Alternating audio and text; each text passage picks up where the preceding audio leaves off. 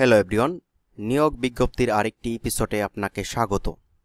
আজকের ভিডিওতে সাম্প্রতিক যেই নিয়োগ বিজ্ঞপ্তিটি প্রকাশিত হয়েছে বাংলাদেশ সাংস্কৃতিক মন্ত্রণালয় গণগ্রহণকার অধিদপ্তরের 125তম পদে, তো নিয়োগ বিজ্ঞপ্তিটি সম্পর্কে আলোচনা থাকবে আজকের ভিডিওতে। সুতরাং ভিডিওটি না টেনে সম্পূর্ণ দেখার অনুরোধ রইল। একই সাথে সবার আগে যে কোনো নিয়োগ বিজ্ঞপ্তি পেতে আমাদের ইউটিউব চ্যানেলটিকে সাবস্ক্রাইব করে দিন এবং ফেসবুক পেজ থেকে দেখে থাকলে ফেসবুক পেজটিকে ফলো দিয়ে সাথে থাকুন। তো এখানে প্রথম যে পদটি রয়েছে সেটা হচ্ছে কম্পিউটার অপারেটর, যেখানে পদসংখ্যা রয়েছে 9টি এবং বেতন গ্রেড হচ্ছে 13তম গ্রেড, 11,000 থেকে 26,590 টাকা পর্যন্ত। এখানে আবেদন করতে পারবেন কোনো স্বীকৃত বিশ্ববিদ্যালয় থেকে। যারা অনার্স এবং ডিগ্রি সম্পূর্ণ করেছেন তারা সকলেই আবেদন করতে পারবেন। 2 নম্বর যে পদটি রয়েছে সেটা হচ্ছে টেকনিক্যাল সহকারী ক্যাটাগোনা, পদ 1, বেতন স্কেল হচ্ছে 13তম গ্রেডের এবং সেখানে ওই সেম বিশ্ববিদ্যালয় থেকেই যারা হচ্ছে ডিগ্রি বা অনার্স কমপ্লিট করেছেন তারা আবেদন করতে পারবেন। তারপর 3 নম্বর যে পদটি রয়েছে সেটা হচ্ছে স্টার লিপিকার কাম কম্পিউটার অপারেটর, 13তম গ্রেড, বেতন স্কেল সেম একই রকমভাবে এখানেও আবেদন করতে পারবেন। যারা অনার্স অথবা ডিগ্রি সম্পূর্ণ করেছেন তারাই আবেদন করতে পারবেন। এবং এখানে আরেকটা জিনিস চাওয়া হয়েছে, যারা মিনিটে 50 থেকে 80 শব্দের গতি সম্পূর্ণ টাইপিং করতে পারেন তাদেরকে অগ্রাধিকার দেওয়া হবে। সুতরাং এই বিষয়টা খুবই গুরুত্বের সাথে দেখা হবে। তারপর পরবর্তী 4 নম্বর যে পোস্টটা রয়েছে সেটা হচ্ছে পাঠ্যকক্ষ সহকারী, 14তম গ্রেড, বেতন স্কেল হচ্ছে 10,200 টাকা থেকে 24,680 টাকা পর্যন্ত। পদ সংখ্যা 2টি।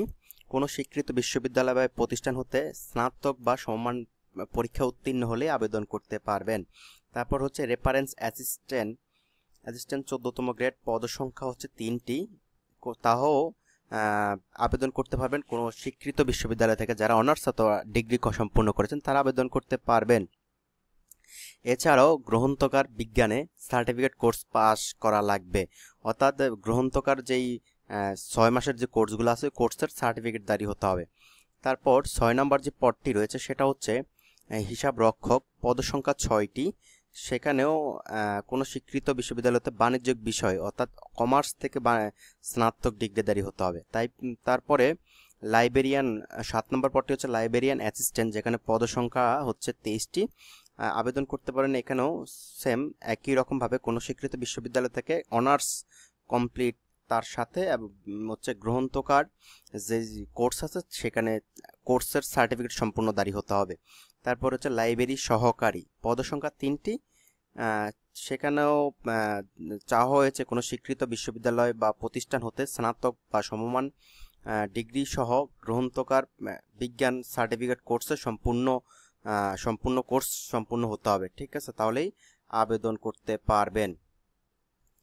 এরপর আমরা যে বিষয়টা দেখব সেটা হচ্ছে 9 নম্বর পদ।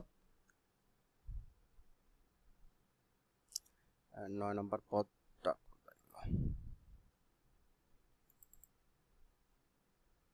হ্যাঁ, 9 নম্বর যে পদটি রয়েছে সেটা হচ্ছে ডাটা এন্ট্রি অপারেটর। পদ সংখ্যা কিন্তু অনেক বেশি, 23টি পদ রয়েছে। এখানেও আবেদন করতে পারবেন, অনার্স পাস করলে আবেদন করতে পারবেন। তারপর হচ্ছে কাউন্টার্স অ্যাসিস্ট্যান্ট, পদ সংখ্যা 1টি, বেতন স্কেল 16। এখানেও বিজ্ঞান কমার্স বিষয়ে অর্থাৎ বাণিজ্যিক বিষয়ে হচ্ছে ডিগ্রিধারী হতে হবে অথবা অনার্স কমপ্লিট থাকতে হবে। তারপর হচ্ছে ক্যাশিয়ার, সেম শিক্ষাগত যোগ্যতা একই চাওয়া হয়েছে। তারপর হচ্ছে অফিস সহকারী কাম কম্পিউটার, পদসংখ্যা হচ্ছে 4টি। বেতন স্কেল অর্থাৎ 16 গ্রেডের বেতনটা পাবেন। সেখানেও হচ্ছে ডিগ্রি সম্পূর্ণ চাইছে এবং অনার্স কমপ্লিট থাকতে হবে এবং পাশাপাশি 20 বাংলায় 20 এবং ইংরেজিতে 20 শব্দের সম্পূর্ণ গতি অর্থাৎ টাইপিংয়ের গতি থাকতে হবে, তাহলে আবেদন করতে পারবেন। তারপরে 13 নম্বর যে পদটি রয়েছে সেখানে চাওয়া হয়েছে ড্রাইভার, পদসংখ্যা 1টি। এখানে ড্রাইভারের জন্য শিক্ষাগত যোগ্যতা শিথিলযোগ্য, যেটা হচ্ছে এসএসসি বা সমমান পরীক্ষা উত্তীর্ণ হলেই এবং তার যেই ড্রাইভিং লাইসেন্স থাকতে হবে এবং 1 বছর গাড়ি চালানোর অভিজ্ঞতা থাকতে হবে, তাহলে তিনি আবেদন করতে পারবেন। তারপর হচ্ছে ডেসপার্টস রাইডার, পদসংখ্যা 1টি। কোনো স্বীকৃত বোর্ড বা হতে এসএসসি বা সমান পরীক্ষা উত্তীর্ণ হতে হবে এবং হচ্ছে মোটর লাইসেন্সধারী থাকতে হবে, তাহলে তিনি আবেদন করতে পারবেন। তারপরে 15 নম্বর যে পদটি রয়েছে সেটা হচ্ছে অফিস সহায়ক পদ এবং এখানে কোনো স্বীকৃত বোর্ডে মাধ্যমিক বা সমান পরীক্ষা উত্তীর্ণ হলেই আবেদন করতে পারবেন। পদ সংখ্যাও বেশ কয়টি রয়েছে, 6টি, এবং অফিস সহায়ক কাম নিরাপত্তা প্রহরী যাদেরকে বলা হয় তারা হচ্ছে বেতন গ্রেড হচ্ছে 20, 8টি পদ রয়েছে এবং তারা এসএসসি বা সমান পরীক্ষা উত্তীর্ণ হলে আবেদন করতে পারবেন। নিচে যে বিষয়টা রয়েছে আবেদন ক্ষেত্রে, আবেদন হচ্ছে 1/7 থেকে শুরু করে 28 বছরের সবাই, অর্থাৎ 28 থেকে 32 বছর সকল বয়সী সবাই আবেদন করতে পারবেন।